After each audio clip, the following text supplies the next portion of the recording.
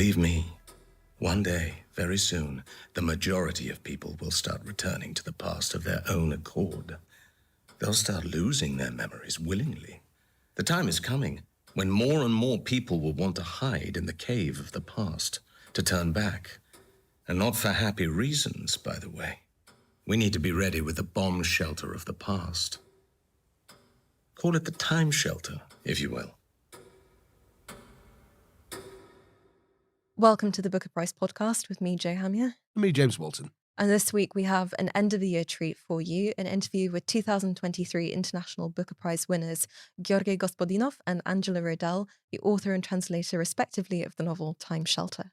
Which you just heard actor Toby Stephens reading from in the intro. But Jo, before we get to the interview, it's beginning to feel a lot like Christmas. How's the party season going? Have you been living a riotous old time with your literary pals? No, I wish. I have been invited to one party that hasn't happened yet, but I haven't even managed to get my decorations up. Like, I've bought them, but they're just lying in a box under my desk. But I did in the very final week of November, serendipitously hear Mariah Carey's All I Want for Christmas Is You. So that's how I know that the Christmas season has begun. But we should move on to our interview with Georgi and Angela.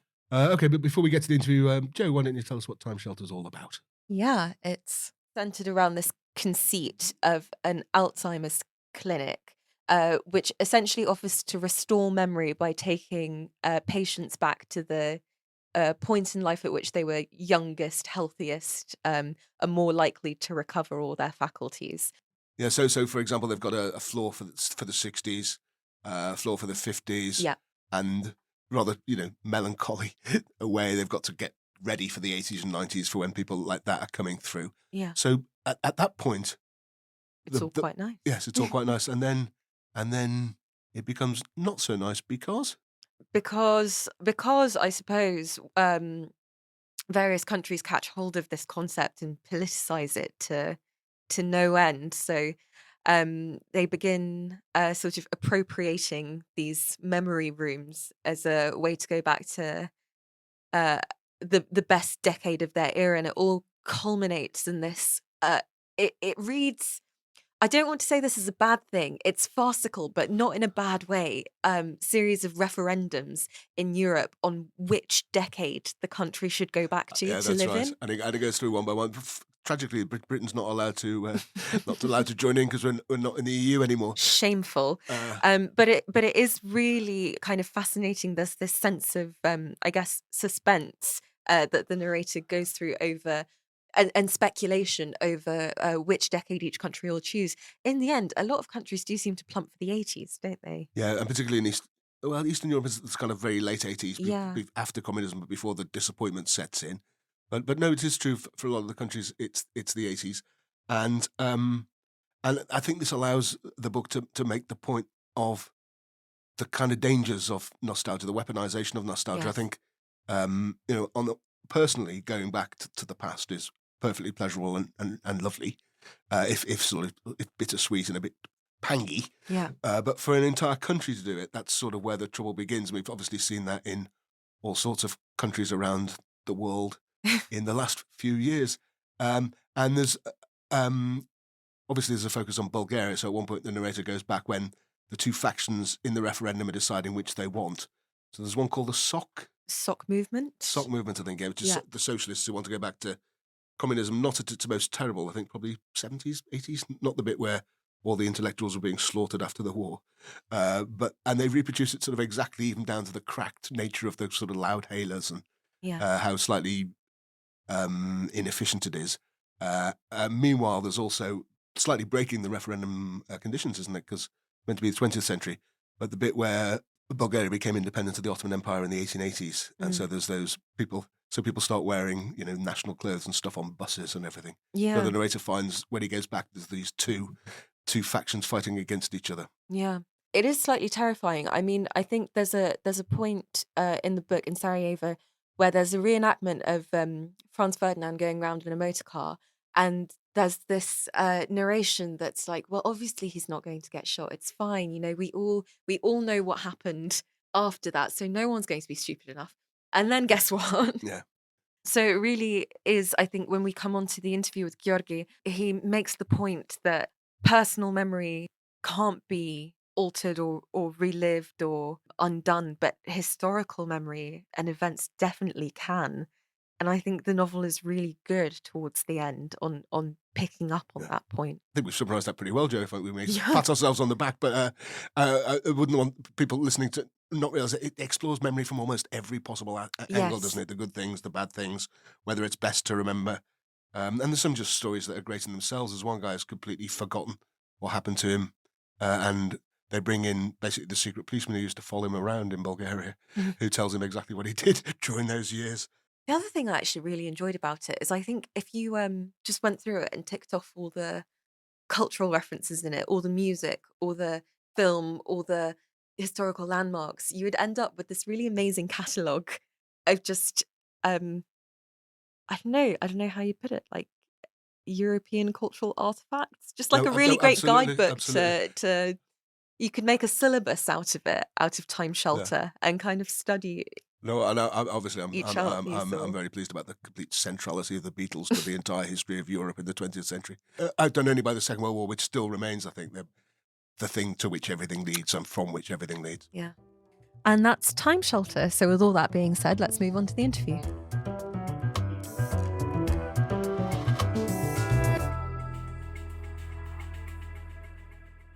So, welcome, Georgi and Angela. Delighted to have you with us. You're joining us from Sofia. Yes, we're in Sofia, Bulgaria. Time Shelter was the first novel translated from the Bulgarian to win the International Booker. In fact, the first to be shortlisted. Georgi, well, you've won a lot of prizes, but did this one feel different in any way? Yes, of course. Yeah. First of all, it was a big, pure joy here in Bulgaria, but not only in Bulgaria, also in the Balkan countries. I was a week ago in Zagreb, and they told me here in Zagreb, we felt like a Croatian writer won the Booker Prize. So this is very important for all the countries or the writers from our part of the world. Because sometimes I think we have this feeling that our stories are not very often in front of the Western European, the world reader on the stage, and that's why this award was important. Also, it happened just before the 24th of May. It's our national holiday, it's a holiday dedicated to alphabet. We adopted Slavic Cyrillic alphabet, and this was very important sign. And the society was united because of the joy of this award. So how did it work? Was it sort of live streamed to Bulgaria? Yeah. A lot of friends and supporters were watching, and apparently there was a lot of screaming and yelling here in Sofia when the announcement was made, because really it was the evening of May 23rd, but Bulgaria's 2 hours ahead. So they announced right around 10 o'clock, which is right around the stroke of midnight here on the eve of the Bulgarian Alphabet Day. So it was really, really a special moment for everyone here.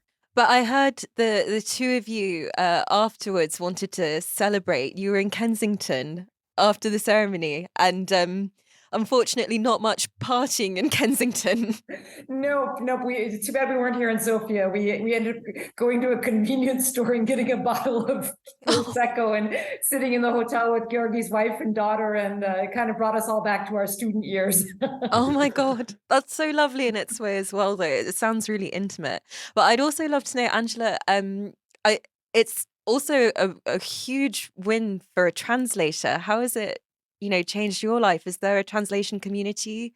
And, do you speculate about the International Booker the way that writers do?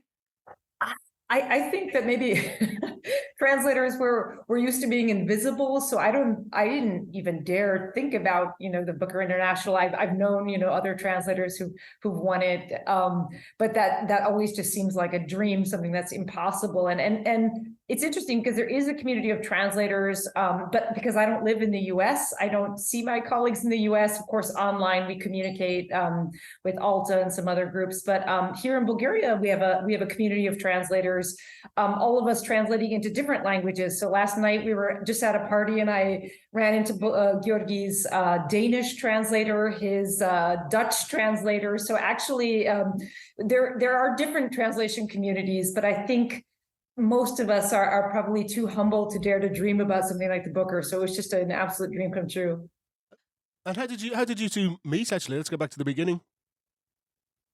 Actually, my ex-husband is also a writer and he's a poet, and Georgi was the editor of his first poetic book, and it was funny. I remember Georgi was already a legend when I was here in Bulgaria, and a bunch of young writers were doing this kind of interesting thing called lit tournée, where we'd stand out in the middle of like public parks with like an old amplifier and like read poetry at people walking by, whether or not they wanted it. And I remember one day everybody's like, Georgi's gonna come, Georgi's gonna come. And he showed up, and I think that was the first time I ever actually met Georgi in person, was probably 20 years ago at this outdoor sort of flash poetry reading.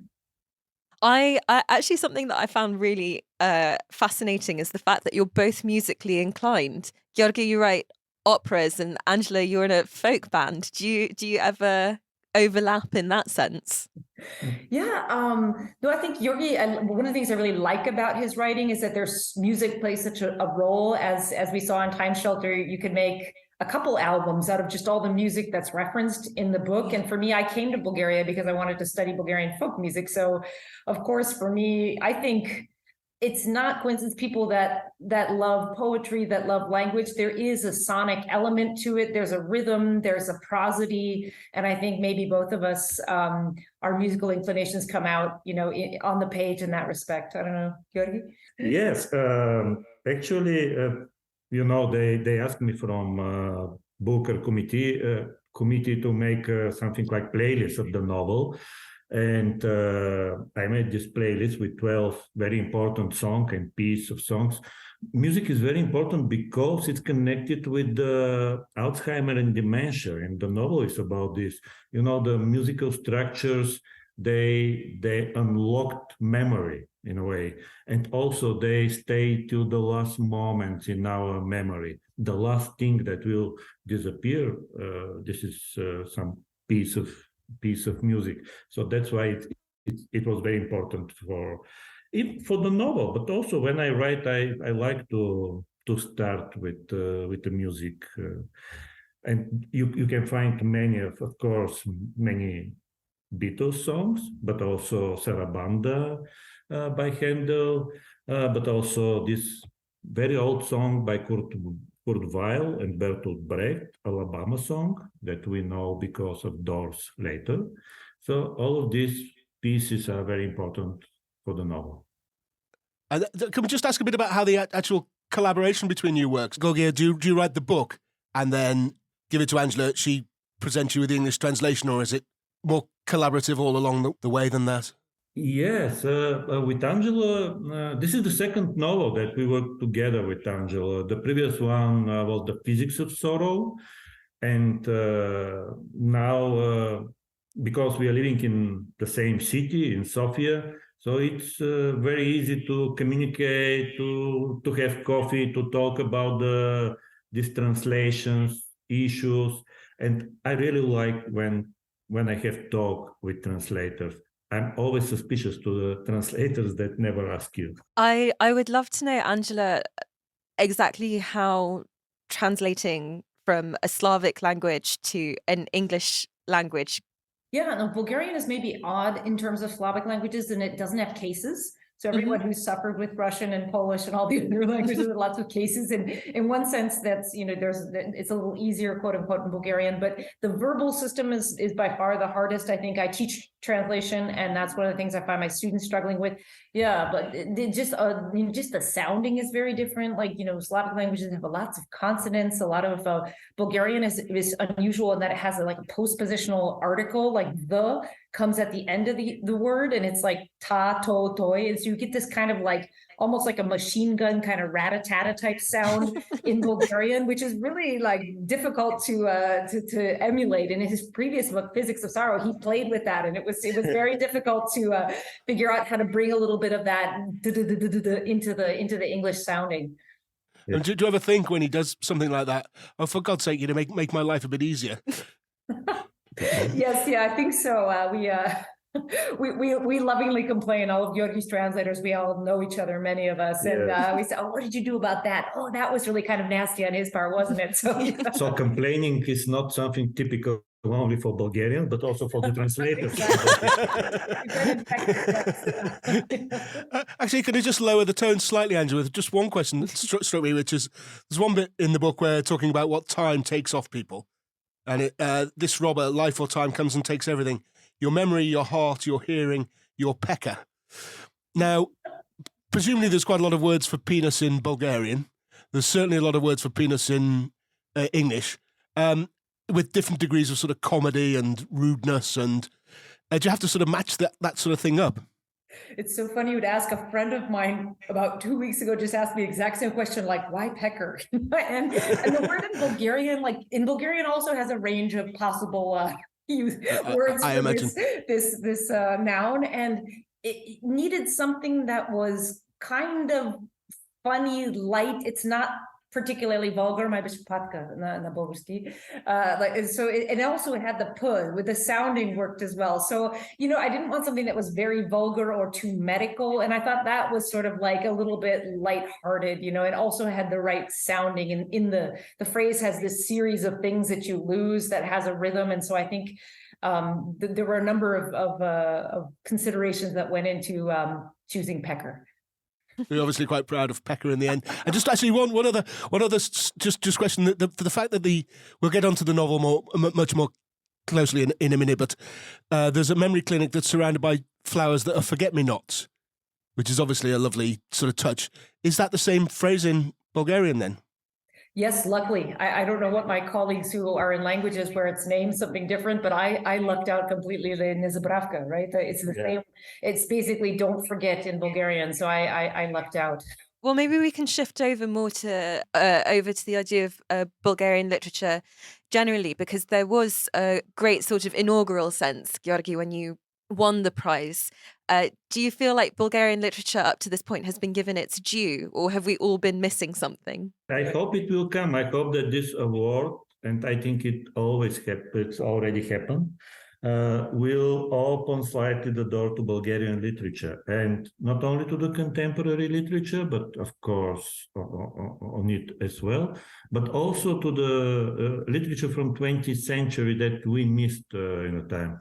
So now more publishers asked me and Angela about new voices, about Bulgarian writers, and now we expect 2 books to be published soon from Bulgarian writers from the mid-20th century. So I think, yes, it works, and not only for Bulgarian literature, as I mentioned, but also for the literature in the region, from the Eastern, so-called Eastern European literature, or Central European literature, because I think we have strong voices. Actually, we are very close to Ukraine, to the places where war is happened now, and this is important. And also we have this experience. We had this experience. We used to live in the times that were part of the Soviet Union domination. Yeah. And so we have some stories to tell. Which 20th century novels would you recommend? Well, which would you like to see translated? I actually have a new translation coming out in January of 2024. It's by Vera Mutovcheva. It's called The Case of Gem. And she was a Bulgarian writer who is also an Ottoman historian, which is really interesting because Bulgarians have kind of a fraught relationship to the Ottoman past here. They were part of the Ottoman Empire for 500 years, but have sort of a difficult sort of relationship with that part of history. And so she, as a Bulgarian writing about sort of internecine war in the Ottoman royal house, it's a really interesting book. And it's actually kind of like it's an analogy of the Cold War. It's very, I'd say has a lot to say about what's going on in Ukraine now. It's a really interesting book, considering it was published in the 1960s. It has very, very contemporary messages. And also we have this Georgi Markov, who was immigrant, dissident writer, actually who was connected with London. Was killed in London, in fact. Yeah, the The umbrella. Bulgarian umbrella, yeah. And so we will have soon his novellas in English. Also, we met her widow in London, and she was very, very, what to say, it was very movement meeting between us, because she told me Georgi would be very happy if he was alive and to see what happened. Just on the Bulgarian thing, I remember, well, in the 80s, Eastern European writers did become quite sort of hot in the West, but it was mainly Czechs and led by Milan Kundera, but others too. And then Philip Roth brought out this Writers from the Other Europe series, 17 books, featured mainly Czechs and Poles with a couple of Hungarians and one Yugoslav, but no Bulgarians. Did you feel left out, basically, I suppose? Yeah, actually, thank you for this question. I didn't know this, Kate, but I could imagine some explanations. You see, he managed to find books by Czechs, Poland, Hungary mainly, and these were the countries that were politically active in this period. They had this Czechs, of course, Prague's events or Hungarian events. You know, in Bulgaria we had a strong tradition of short stories, storytelling, and poetry, and maybe people were looking for novels, more or less. So there are many, many reasons, but this is very interesting to think about why Bulgarian literature in this period didn't happen. Yeah, no, I think it's true. It's interesting. Bulgaria, I think up until World War II was like 80% rural. So it didn't really have the deep roots of like an urban intelligentsia where somewhere like Prague or, Hungary would have. And then after 1944, the Red Army, they basically was a purge of all the intellectuals that were killed or they fled. And so Bulgaria didn't have the same kind of dissident literature. I mean, there were some, of course, dissident writers, but it wasn't a strong movement just because they didn't have this base of urban intellectuals or the ones that had lived there had fled. And so it was funny. I remember being at a reading in maybe 20 years ago, somebody had come from, I think it was, somewhere else, and they had said something about Bulgaria's dissident literature, and it was dead silence in the room, and somebody yelled out, "This isn't Prague." So there's a sense that, this is, there are social and historical reasons that these same sorts of movements were a little bit later coming to Bulgaria. Wow. When he meets a fellow Bulgarian early in the book, in Time Shelter, there's a funny but slightly sad passage where the narrator, you referred to this before, I think, says they talked about the eternal sorrow and misfortune of being Bulgarian, a topic ripe for filling any awkward lull in the conversation. For a Bulgarian, complaining is like talking about the weather in England. You can never go wrong. Okay, yeah. Presumably that's true, is it? Yeah. Actually, never ask Bulgarian the question, "How are you?" It's not just an innocent Greek. You will receive the full-scale answer about what's wrong, what's happened, and so on. But this is the topic of my previous novel, The Physics of Sorrow. Seriously speaking, we have this culture of suffering, or culture of sorrow, let's say. And this is a serious question. Of course, we have historical reasons. We have this feeling that we are always out of the places where things happens. So many things are connected with this complaining. And actually, once we were champions of sorrow, we were the saddest place in the world, as we were called by economists, I think. So I didn't realize it was official. It's official. Yeah, we never been champions of some collective game. So we were even pretty happy that we are champions in something, even if it's sorrow. So that and the International Booker. Yeah, okay. We'll hear more from Georgi Gospodinov and Angela Rodel after this short break.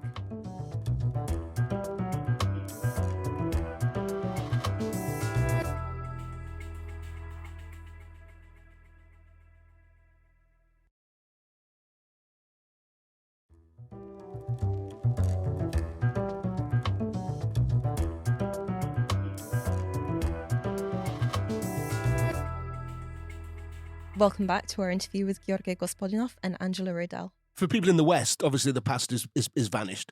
But if you grow up under communism, it's even more vanished in a way, isn't it? Because there's an entire system, a whole philosophical underpinning of the way everything was, a whole way of living that's just gone. Does that make the past particularly strange and remembering it particularly hard, do you think? Yeah, it's a very interesting question because, I've worked on the last decade or the previous decade with this memory about communism. We made the inventory book of communism, inventory book of socialism, and we gathered small everyday things. And I also thought that the past is vanished, this part of the past.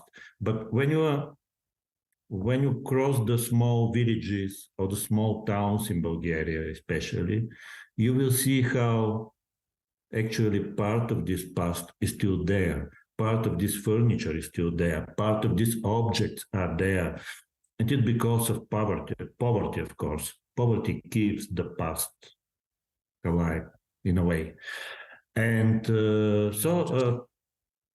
sometimes it's very strange that we had a strong nostalgia to this kind of the past. And in my novel, I wanted to narrate about this kind of nostalgia to the socialist times, because populists now and politicians, they use this nostalgia, of course. They promise again this past, like a future.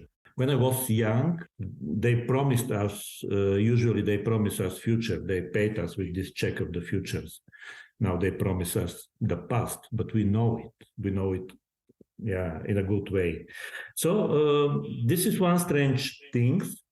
Another is that if you travel in Sofia, if you take a taxi, and you want to stop in the downtown, in the center, you should, if you say, took me to the mausoleum.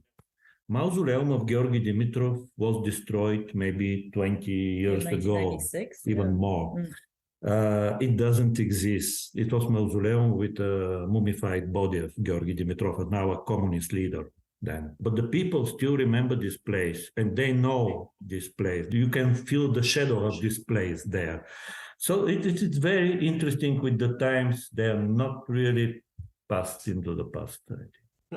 Angela, that must be a thing in America too. I mean, part of the book is about the urge to, essentially the current politics has this nostalgic urge, and famously in America, we make America great again. Yep. But when was it great the first time? That's very much a question of sort of choosing your decade, isn't it? As in the book, people are asked.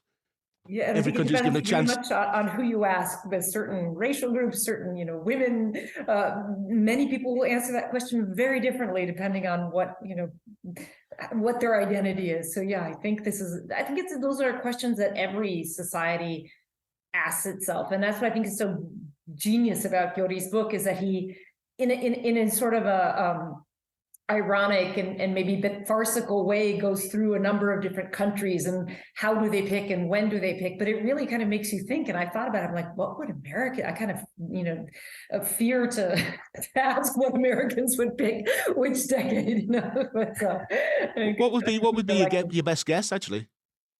I mean, if you had to do what Gorky did to America with America, what do you think so there's, as I say, there's these referenda where people choose which decade they want their country to return to.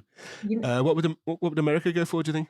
I think a lot of Americans, depending on the generation, would probably go for like the 1950s, because that was sort of after the war, and then this big economic boom is when America kind of became the world superpower. But the fact of the matter is, it was before civil rights. I mean, there are many reasons not to pick it, but I think a lot of Americans have a sense of nostalgia for that time. Things weren't quote unquote as complicated. The sexual revolution hadn't happened yet, but I personally wouldn't want to see America go back there, but I can see that many of my country people might feel differently.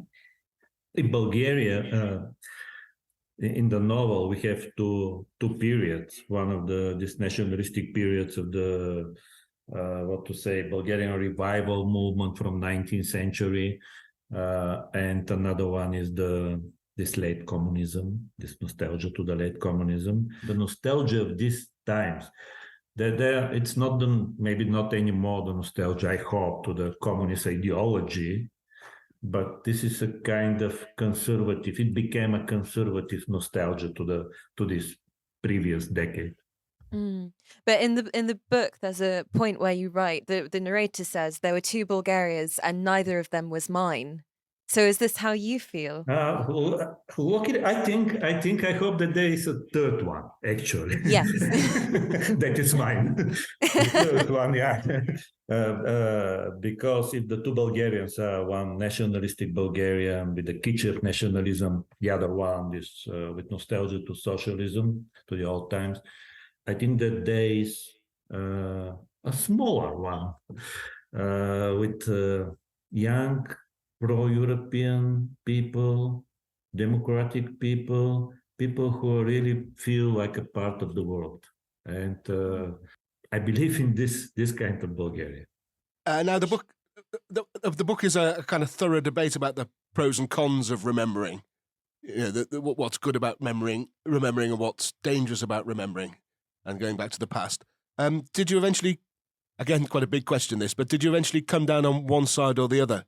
Whether it's better to, on the whole, remember or to forget?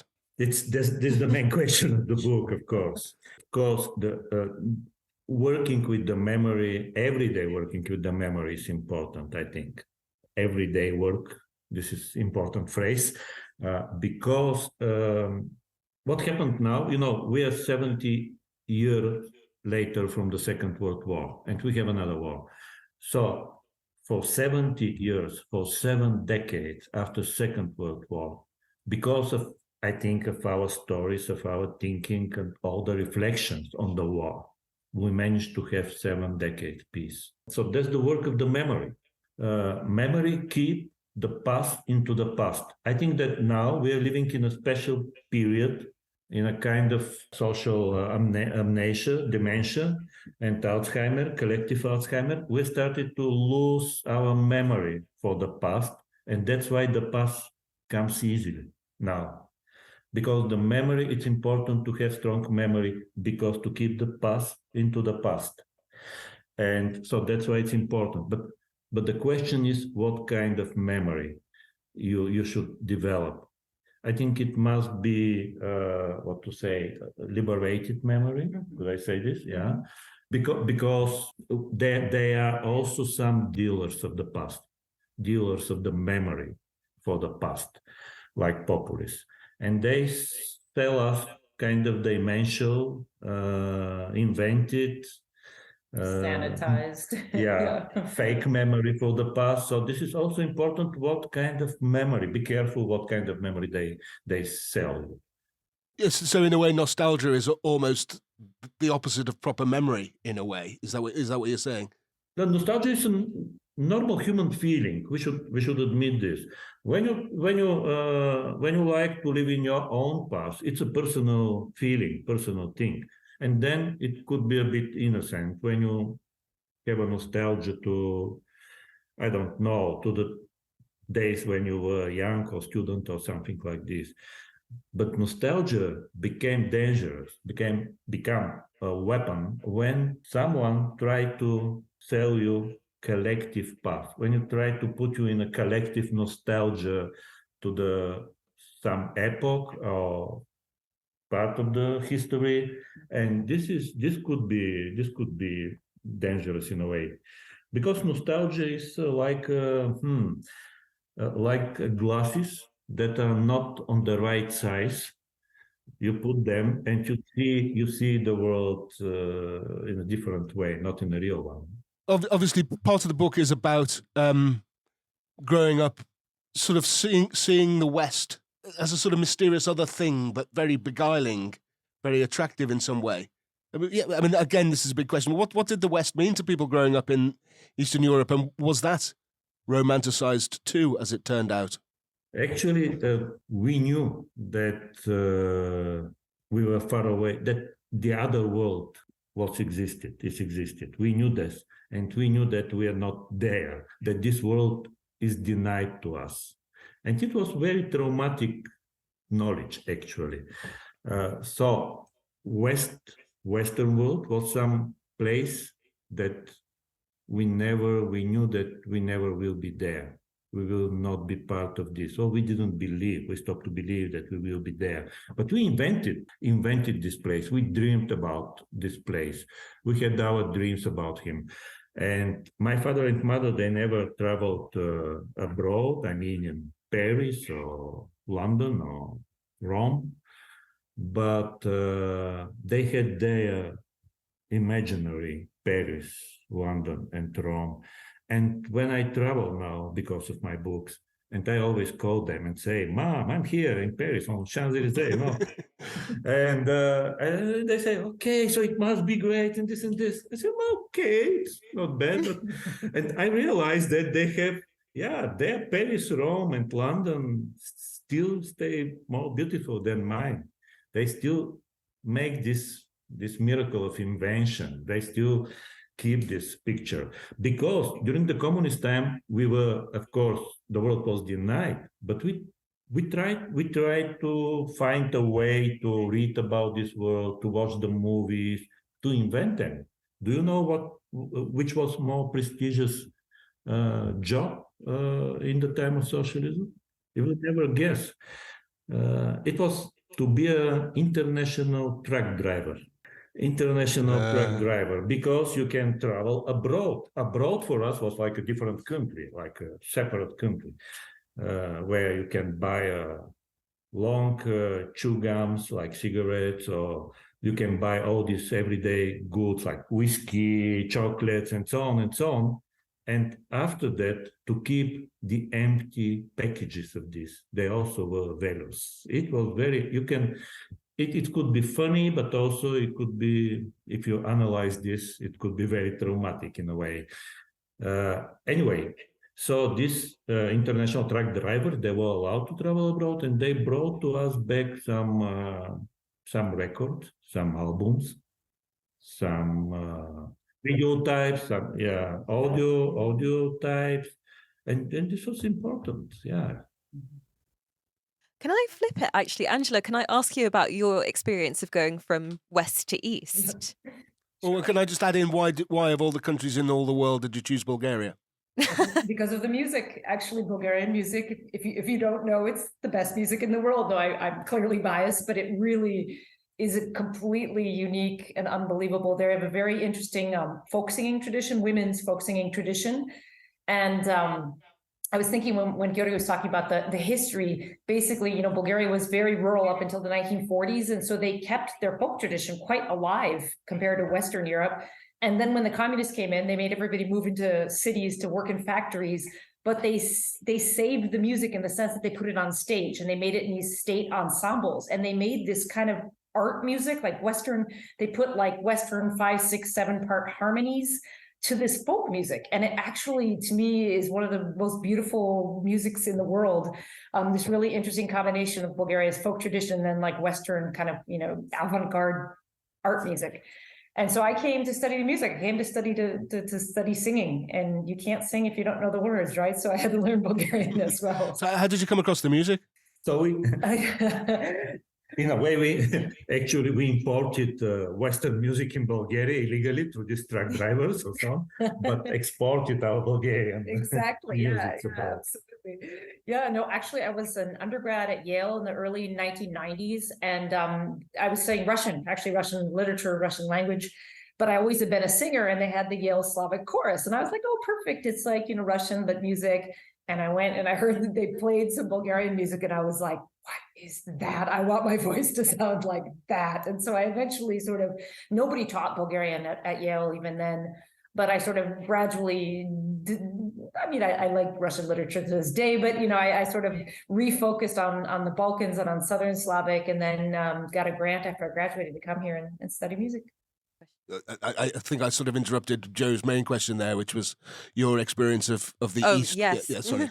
Yeah, no, and then I first came to Bulgaria in 1995, so it was after the fall of communism, but Bulgaria had a really difficult transition. It wasn't like Prague, where, there was lustration, or like Romania, where they, killed Ceausescu. Here, it was an internal coup where basically the Bulgarian Communist Party like deposed the dictator, and the mafia, basically the old secret service, became the mafia. And so there wasn't a sense of a big break with the past. It was just sort of like a re-wallpapering of the past, but a lot of the people who had been in power remained in power, and a lot of the sort of everyday people were suffering greatly. There was a number of economic crises. Many people emigrated. It was a really hard time. And so, in the 1990s in Bulgaria, there was euphoria about the freedom, but there was also a lot of frustration. Like, we're supposed to be free now. We're supposed to be Western capitalists, and we're all poor. We can't afford to do anything. It was a really interesting time to be here.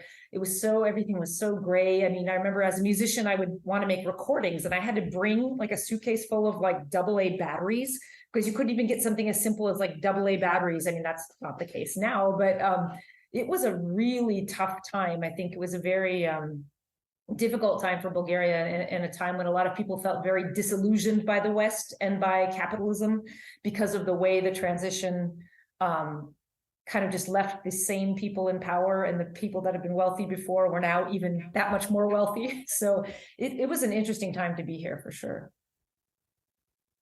Has it settled down since? Yeah, no, definitely. I think, Bulgarians like to complain, and they're like, oh, it's there. But I mean, I think there's no comparison. It's so much, the standard of living has gotten so much better. It's a part of the European Union. It's a member of NATO. But that said, we're still facing a lot of problems with corruption, a lot of problems with rule of law, I understand when Bulgarians continue to be frustrated and to voice this sort of disillusionment, because it was a very difficult transition. But that said, it's, there's no comparing to, 25 years ago. Georgi, I've got one question for you. We've concentrated more on the sort of political side of memory in the book, but it does start as a solution to the growing problem of Alzheimer's. And throughout the book, you remind us how massive and growing a problem this is. And at one point, you worry that, or the narrator worries, that at some point governments are going to think that, why are we spending all this money on these useless people? And what can be done? What should be done? I hope people will not ask this question, why we should spend money about these people, because one of the first thing in 30s when Hitler came in power was to start this campaign, like eugenics. To kill the people who are disabled, or especially the people who have some mental problems, who have kind of dementia.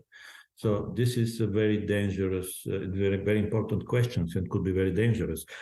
So now it became a real problem, I think, because the society get older and older, people living more and more. So it's normal to have, after 80, to have these problems with dementia and Alzheimer. Actually, now we have more than 50 million people who are suffering from Alzheimer and dementia, and every 3 seconds we have new patients who are suffering dementia and Alzheimer. So it will be a big problem in the close future, also for the families. It's not a problem about the patient only; it's a problem about the families, the people who should take care. The problem is real, and that's why part of the novel is dedicated on this, because losing your memory, you're losing your identity, actually. I'd love to know how winning the International Booker Prize has changed your life this year. No, I mean, it's been amazing. I still feel like when I wake up and it'll all have been a dream, but no, it's been phenomenal. Just the level of recognition. I think, as translators, we're sort of, traditionally we've been invisible. It's only been in the last maybe 5 years that it's become common for translators' names to show up on the cover. So it's just such an incredible honor to get this level of recognition. And it's really lovely here in Sofia. This morning, an elderly lady on the metro said, "Are you the famous translator?" And I thought, is that not an oxymoron? It was so nice that she said, "Thank you. My family and I are big fans of your work." So, I mean, it really has been lovely. I think, most of the time, if you're a good translator, nobody should know you're even there, right? They should be reading the book and feeling like they're, one-on-one talking to Georgi. And so it's been really nice to have that recognition. So. Yeah, they also, the best thing is that some ordinary people who are far away from literature, they feel happy because of this award. They are encouraged. They also, a guard of a parking stopped me and said me, we also read books. Don't underestimate. We're working something else, but we're reading books. And this was very, also this, I think I feel this award is encouraging for the young writers and translators. Now they know, and for me this is very important, that if you write on a small language, you have chance and you should tell stories about the big things, about the big issues.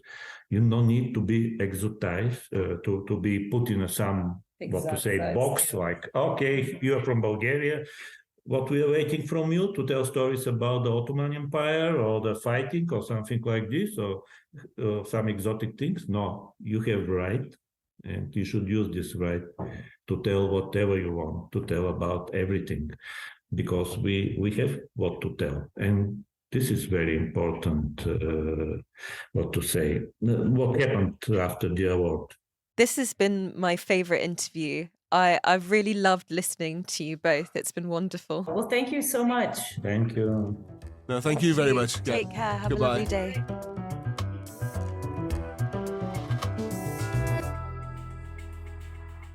That's it for this week, and indeed for this year, as we now take a Christmas break for 2 weeks. But there is a wealth of Booker Prize content you can still mine at thebookerprizes.com, including more on Time Shelter, this year's International Booker Prize winner. Also, if you find yourself missing the Booker Prize podcast over the festive period, which I imagine you will, there are 27 previous episodes. So if you unaccountably missed one or two of those, then why not listen to them too? Do you have any particular recommendations, James? Well, I must say the one that I was most reluctant about, and let's be honest, Joe, you made me do, was Booker Love Island, which I thoroughly enjoyed. Yeah, of course you did. You should listen to me more often, James. What about you? Any favourites of yours? Sentimentally, I think the first episode. Also because I think, in all honesty, it was less kind of put together than we are now. But I think the great thing about that one is that you can hear us both thinking about the books in real time and also about each other in a way. Yeah, no, sort of getting to know each other. I like that. We brought along our favourite Booker books, and I went for Butcher Boy by Patrick McCabe and June. I did No One Is Talking About This by Patricia Lockwood. But I am also less kind of sentimentally and more in terms of it's just a really good listen. A huge fan of our 2-episode special on this year's shortlist because I just think we covered those books really well, James. Yeah, so do I, and sort of proved our independence as well. I think. Yes. I think is the euphemistic way of saying we slagged off a couple of them. But anyway. Yes, you can follow us on Twitter, Facebook, Instagram, TikTok, and Substack at the Booker Prizes. We'll be back on Thursday, the 4th of January, with a special preview of the big books to look out for in 2024. So until then, it's a very, very Merry Christmas and a very Happy New Year from both of us. Happy holidays. Bye. Bye. The Booker Prize podcast is hosted by Joe Hamya and me, James Walton. It's produced and edited by Kevin Miolo. And the executive producer is John Davenport. It's a Daddy Super Yacht production for the Booker Prizes.